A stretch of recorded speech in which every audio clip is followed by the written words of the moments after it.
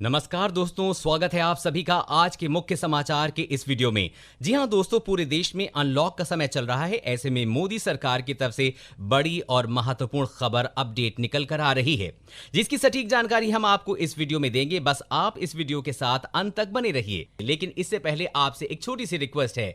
मुझे इस वीडियो को बनाने में बहुत ही मेहनत लगती है, तो इस मेहनत के लिए वीडियो पर एक लाइक जरूर कीजिएगा। साथ ही वीडियो के नीचे दिए गए लाल बटन को दबाकर चैनल को जरूर सब्सक्राइब कीजिएगा और पास में जो घंटी का छोटा सा बेल आइकन है उसे भी जरूर दबाइएगा, ताकि आपको दिन भर की बड़ी खबरों की जानकारी लगातार मिलती रहे।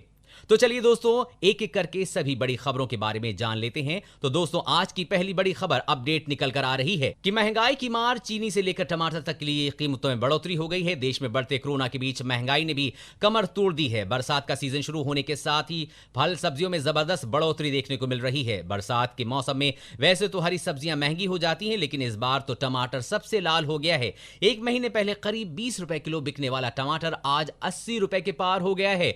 अब तो आलू भी 50 रुपए किलो तक बिक रहा है। जी हां दोस्तों, टमाटर और आलू के अलावा सभी सब्जियों और फलों के भाव भी आसमान छू रहे हैं। इसी के साथ ही चीनी की कीमतें 2 रुपए तक बढ़ाने को मिली है मंजूरी। सरकार ने चीनी के भाव में 2 रुपए प्रति किलो तक बढ़ोतरी को मंजूरी दे दी है। और अगली बड़ी खबर की बात करें तो एलएसी पर गतिरोध जारी। लद्दाख की ठंड में चीनी सैनिकों के हालात पस्त, सीना तान के खड़ी है भारतीय जवान। जी हां, भारतीय सेना ने पैंगोंग इलाके में चीन से टकराव के बीच अपनी तैनाती को मजबूत कर लिया है, लेकिन दोनों तरफ से जारी गतिरोध के टूटने के आसार नहीं है। पैंगोंग से लेकर रेंगजोंग लॉ तक के इलाकों में कम से कम 3 स्थानों पर भारत और चीन की सेनाएं आमने सामने डटी हुई हैं। उनके बीच की दूरी 200-300 मीटर से ज्यादा नहीं। हालांकि पिछले 10 दिनों में टकराव की खबर नहीं है, लेकिन स्थिति तनावपूर्ण बनी हुई है। इसलिए पहली कोशिश इस बात की महसूस की जा रही है कि दोनों सेनाएं इस स्थिति को खत्म करें और पीछे हटें। पिछले सप्ताह ब्रिगेडियर स्तर की बातचीत में इस मुद्दे पर चर्चा भी हुई है, लेकिन चीन उस पर अमल करने को राजी नहीं है। इसी के साथ आपको बता दें कि लद्दाख क्षेत्र में ठंडक ने दस्तक देना शुरू कर दी है। इससे चीनी सेना के हालात खराब होने लगे हैं, लेकिन भारतीय सैनिक सीना तान खड़े हैं। साथ ही सेना ने सर्दियों की दस्तक होने के मद्देनजर अपनी तैयारियां तेज कर दी हैं। एलएसी पे भारतीय जवान मुस्तैदी से डटे हुए हैं। ये माना जा रहा है कि अभी जल्द ये टकराव खत्म होने वाला नहीं है।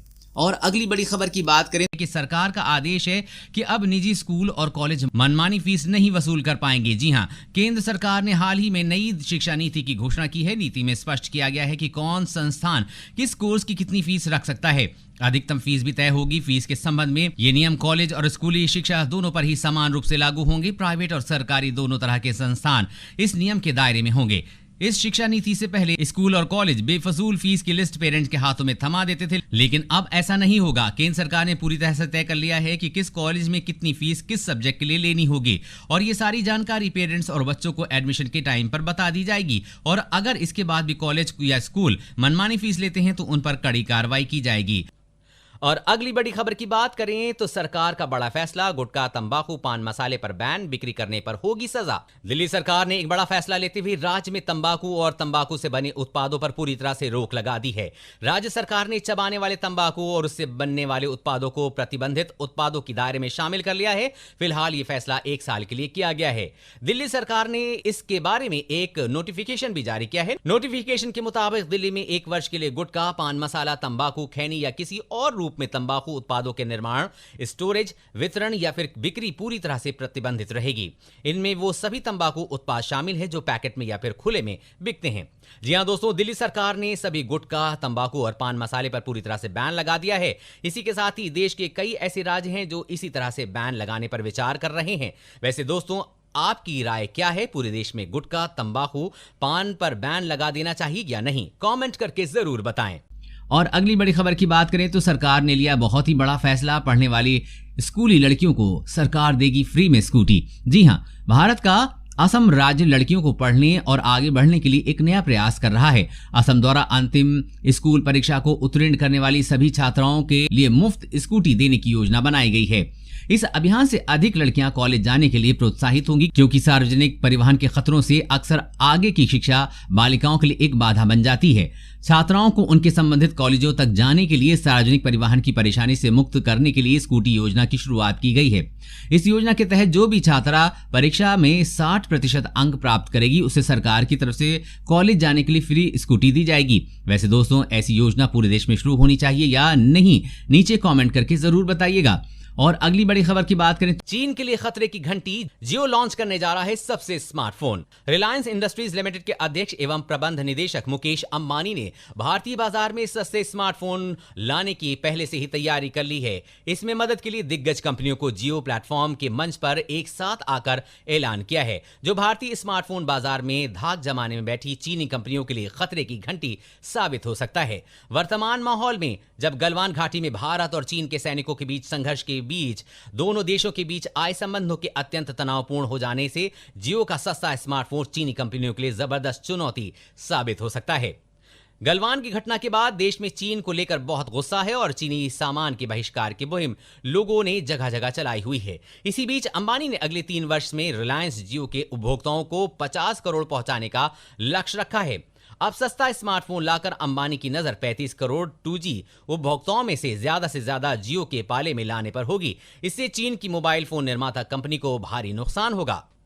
और अगली बड़ी खबर की बात करें तो सिर्फ 100 रुपए ही आएगा बिजली का बिल। सरकार ने शुरू की योजना। जी हां, मध्य प्रदेश सरकार ने लोगों को बिजली में बड़ी राहत देते हुए इंदिरा गृह ज्योति योजना शुरू की है। इस योजना के तहत जहां लोगों का बिजली का बिल बहुत ही मामूली आता है, वहीं सरकार को भी बिजली की बचत हो रही है। मध्य प्रदेश सरकार ने इंदिरा गृह ज्योति योजना में कुछ बदलाव भी किए हैं। अब इसके दायरे को और ज्यादा बढ़ा दिया गया है। साथ ही इस योजना में लोगों को घरों की बिजली का बिल सिर्फ 100 रुपए महीना आएगा। मध्य प्रदेश विद्युत निगम के मुताबिक इंदिरा गृह ज्योति योजना में 100 यूनिट तक बिजली खर्च करने वाले परिवार को 100 रुपए ही देना होगा, जबकि 150 यूनिट बिजली खर्च करने पर बिजली का बिल बढ़कर 384 रुपए हो जाएगा। और अगर कोई 151 यूनिट बिजली खर्च करता है तो उसे इंदिरा गृह ज्योति योजना का लाभ नहीं मिलेगा। वैसे दोस्तों, ऐसी योजना पूरे देश में लागू होनी चाहिए या नहीं, नीचे कमेंट में जरूर बताइएगा। और अगली बड़ी खबर की बात करें, हिंदुस्तान के लिए आई अच्छी खबर, कोरोना वैक्सीन का ह्यूमन ट्रायल शुरू हो चुका है। कोविड-19 महामारी को रोकने के लिए दुनिया भर में 140 से ज्यादा वैक्सीन पर काम चल रहा है। वर्ल्ड हेल्थ ऑर्गेनाइजेशन WHO के मुताबिक कई वैक्सीन अब फेज 2 ट्रायल में आगे बढ़ चुकी हैं। ऑक्सफोर्ड यूनिवर्सिटी, मॉडर्ना, एस्ट्राजेनेका समेत आधा दर्जन कंपनियों की वैक्सीन एडवांस फेज में है। वहीं अब भारत में भी 2 वैक्सीन का ह्यूमन ट्रायल शुरू हो चुका है। हरियाणा के हेल्थ मिनिस्टर अनिल विज के मुताबिक भारत में तैयार होने वाली कोरोना वैक्सीन का ह्यूमन ट्रायल PGI रोहतक में शुरू हो चुका है। भारत बायोटेक कंपनी की वैक्सीन का सफल प्रयोग चूहों और खरगोश भी किया जा चुका है। इसके बाद इसका इंसानों पर प्रयोग शुरू किया गया है। अनिल विज के मुताबिक ये वैक्सीन जिन लोगों को दी गई है उनमें अब तक कोई साइड इफेक्ट नहीं दिखे हैं। जल्दी इस वैक्सीन का ह्यूमन ट्रायल पूरा हो जाएगा। दोस्तों, आज की खबरों में बस इतना ही। इसी तरह हर रोज काम की खबरें जानने के लिए आप हमेशा हमारे साथ जुड़े रहिए। हमारे साथ जुड़ने के लिए वीडियो के नीचे दिए गए इस लाल बटन को दबाइए और साथ ही इस घंटी को भी दबाइए ताकि आपको हर खबर की सटीक जानकारी मिल सके। जय हिंद, धन्यवाद।